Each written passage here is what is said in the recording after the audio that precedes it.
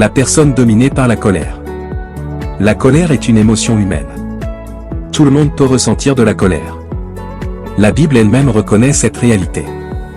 Le problème n'est pas l'existence de la colère, le problème est son absence de contrôle. Certaines personnes vivent sous la domination permanente de leurs émotions. Le moindre désaccord devient une explosion.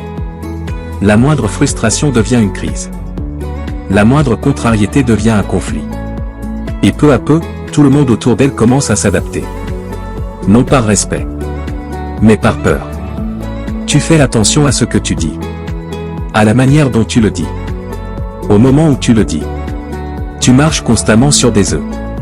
Tu analyses chaque mot avant de parler. Parce que tu ne sais jamais ce qui déclenchera la prochaine réaction, et cela finit par devenir épuisant. Proverbe nous avertit de ne pas fréquenter une personne colérique. Pourquoi? Parce que les comportements sont contagieux, les atmosphères sont contagieuses, les habitudes émotionnelles sont contagieuses. Une personne incapable de gérer sa colère finit souvent par transmettre son agitation aux autres. Et ce qui devrait être un lieu de paix devient un lieu de tension permanente. Peut-être connais-tu cette sensation. Tu vois le nom d'une personne apparaître sur ton téléphone. Et immédiatement, ton corps se crispe. Tu reçois un message, et avant même de le lire, tu ressens déjà une forme de stress. Ce sont parfois des signaux que nous ignorons trop longtemps. Et pourtant, ils méritent d'être écoutés. Car Dieu ne t'appelle pas à vivre constamment dans l'anxiété. Il t'appelle à vivre dans sa paix. Cela ne signifie pas fuir toutes les personnes imparfaites, cela signifie reconnaître les schémas destructeurs lorsqu'ils deviennent permanents. Et surtout, comprendre que tu n'es pas responsable des émotions que quelqu'un refuse de maîtriser.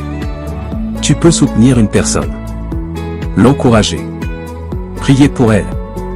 Mais tu ne peux pas faire son travail intérieur à sa place.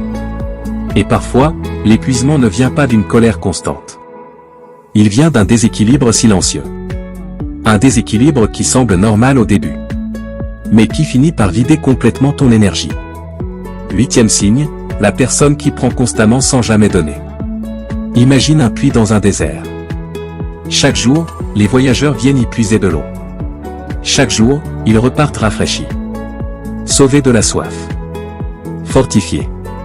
Mais imagine maintenant que personne ne prenne jamais soin du puits lui-même. Personne ne le protège, personne ne l'entretient, personne ne veille à ce qu'il reste en bon état. Que va-t-il finir par se passer? Même la meilleure source finit par s'épuiser. Certaines relations fonctionnent exactement de cette manière. Tu donnes, encore et encore.